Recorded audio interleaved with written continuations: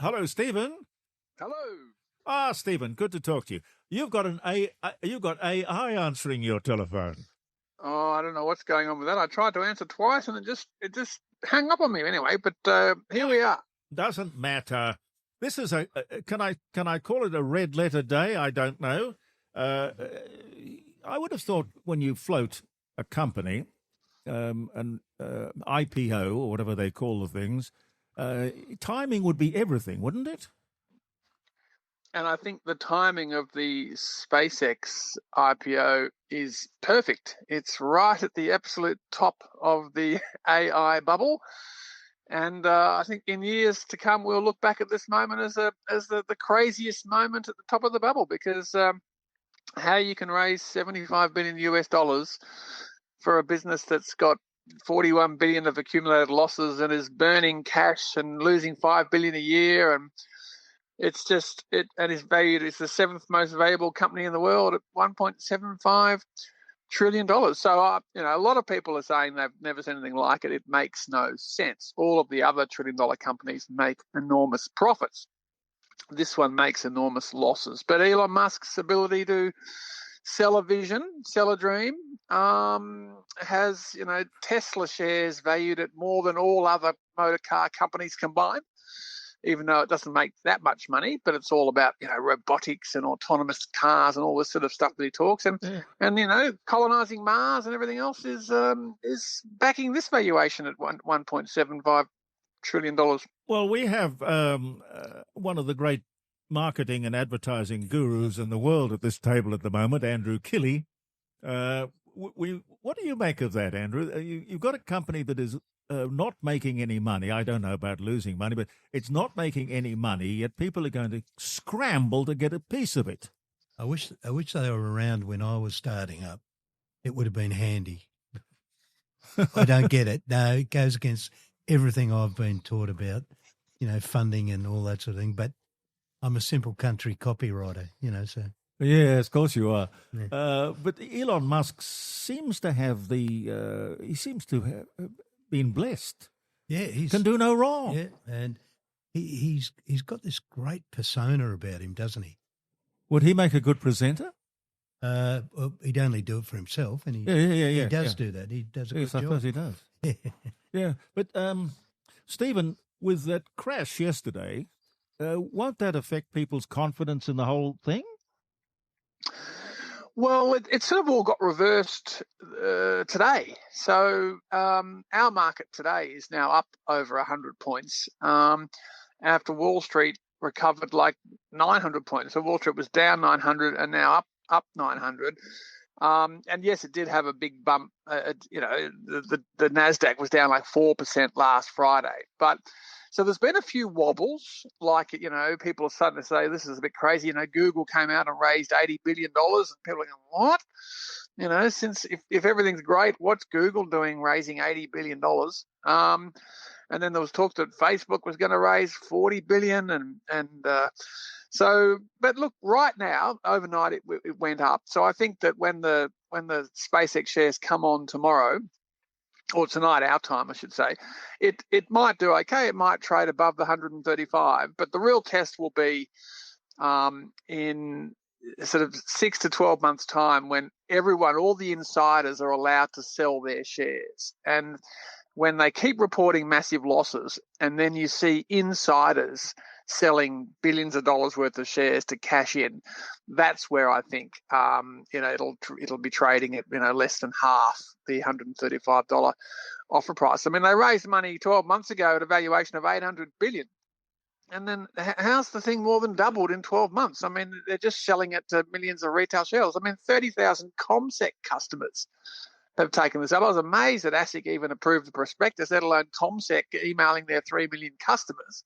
Sober old CommSec, owned by the Commonwealth Bank. I mean, this is how powerful they are. Normally calm, sensible operators like ASIC and CommSec are just rolling out the red carpet because Elon Musk is so powerful and this transaction is so large, he can get away with stuff that no one else can get away with. So people are not buying so much the shares, they're buying him.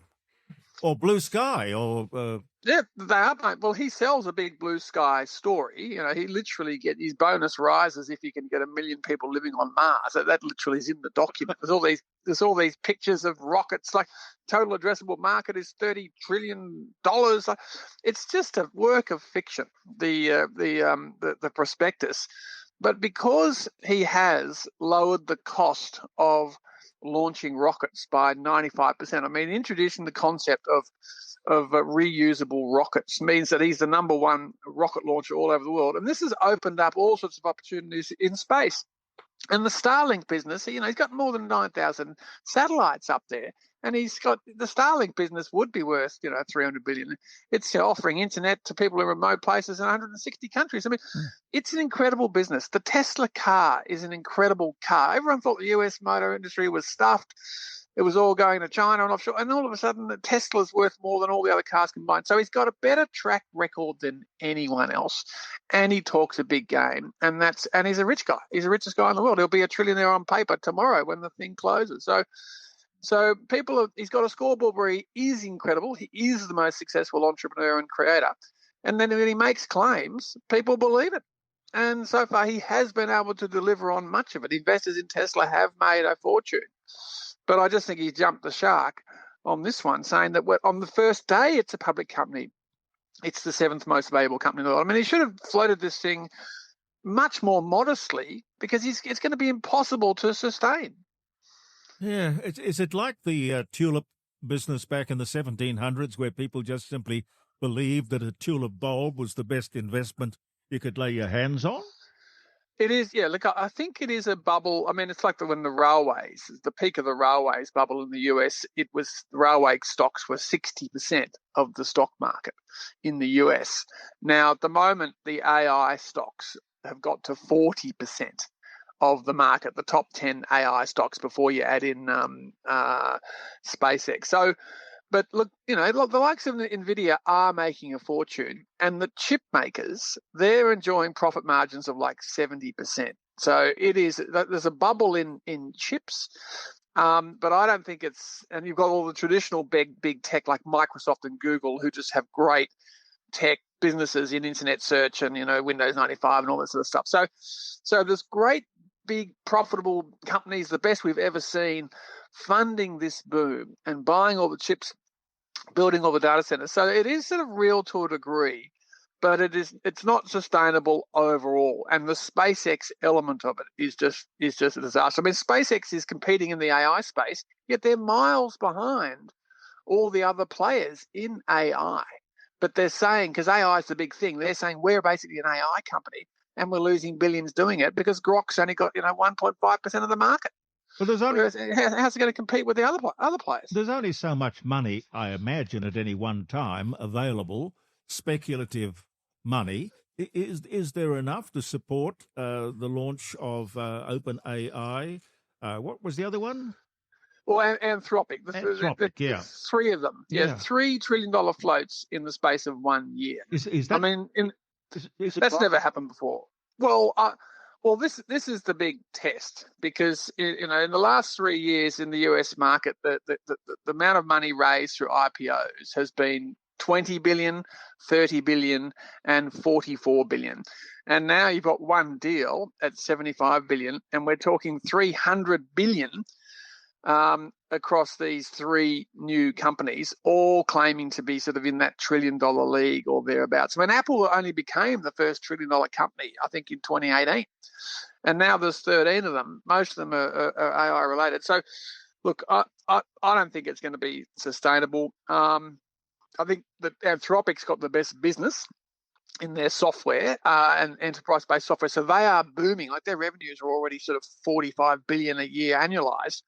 I think they've got the best real business. I think OpenAI is going to struggle, but OpenAI just raised 120 billion in the private market. So their ability to raise money, both privately and publicly, is incredible. But whether they can ever actually generate a return on the hundreds of billions that people are putting in, that's the bit that I don't think is going to work. There's just not enough customers out there who are going to pay to justify the people who put hundreds of billions of dollars into these three new IPOing companies in SpaceX, OpenAI, and Anthropic. So they're not going to get a return on their investment? the people who overall have put all this money into them, I don't think are going to get a return on their investment, particularly OpenAI, because I mean it's competitive. There's like 5 or 6 big players all competitive. These guys are taking on some of the biggest companies in history. But the biggest companies in history are investing in these new companies. So, Microsoft's is the biggest shareholder in OpenAI with 25%. Google owns 7% of SpaceX. But they only paid $900 million in 2015. So they're going to have a stake worth $70 billion when the shares come on tomorrow. So they're all intertwined. They're all investing in each other. So this big sort of circular arrangement, that's the bit that I think they're not all going to survive because they're all competing for the same thing, which is just tech domination in AI. And this is where SpaceX is like the 5th or 6th biggest player. It's just so far behind Anthropic and OpenAI and Google and the others. That's where I think that it's a race to be the biggest and best because it's they're all going for world domination in AI. The chip makers are making a fortune because they're sort of the picks and shovels of the gold boom. Like everyone needs chips, so they're making a fortune. The chip makers are making a fortune, but the people building these models and selling these tokens and hoping everyone's going to have 3 online agents and everyone's going to pay thousands of dollars for their own online agent that'll run their life. That's the part of the business model that people haven't seen justified because there have to be millions of people lose their jobs literally just to make the economics of that work. And we haven't seen the mass job losses yet that says that all the money is instead going from wages to these big AI frontier hyperscaler operators. And your general advice would be don't touch it with a barge pole. Well, I heard a great line, I think it was Howard Marks, who said that if you light a match and run through a fireworks factory, you're still an idiot if you get out alive. So, look, I've put $2,000 into the SpaceX float through ComSec, but I've done that as a journalistic experience. I want to see how I get scaled back and how I get treated, all this sort of stuff. So, look, people, the shares may go up in the short term, but if the shares are still holding up and the thing is making tens of billions of profits in 3 years' time, then I'll be the first to say I'm the idiot and everyone should have backed Elon Musk, but he'll be a paper trillionaire like we've never seen before, and enormous power comes with that, and he's been able to leverage that power in all sorts of interesting ways so far, and he doesn't mind throwing his weight around, and he's just incredible. So this is one of the most amazing acts in capitalism. I mean, never in the history of capitalism have people paid so much to receive so little. I mean, they've been given 4.26% of the company, and Elon Musk's shares are 10 votes a share, and the shares we're buying are 1 vote a share. So it's a gerrymander as well. He set it up well, yeah. We've all been sucked in. He controls the thing. He controls 82% of the votes after taking $75 billion from the punters. It's amazing. Stephen, thank you so much. One final question. Why do they call these things floats when most of them sink? Well, it's a good point. I mean, it's an initial public offering, so it's an offering of shares to the public for the first time. Yeah. A float, I don't know. It's a bit like why do they call it scrip? I can't explain it. Maybe it's a float because the shares float up and down. You can actually trade the things because they're liquid, but. This one's going to sink in the long term, in my view, but we'll see. Have you made a lot of money out of shares? Look, over the years on the capital raisings, probably maybe 300,000. But I've spent so much flying around the country going to 1,500 AGMs that I don't have much to show for it. Put it that way, Jeremy. There's not a lot of money in going to 300 AGMs a year, annoying companies. I mean, no one pays you to do that. Well, you've got to be careful because there are a lot of people who might want you out of the way. Yes. If I was in Russia, I'd be in a box by now. That's for sure. Well, I wouldn't be drinking the tea. I'd have somebody tasting it before. The biscuits might be okay, but yeah, that's. Stephen, thank you very much.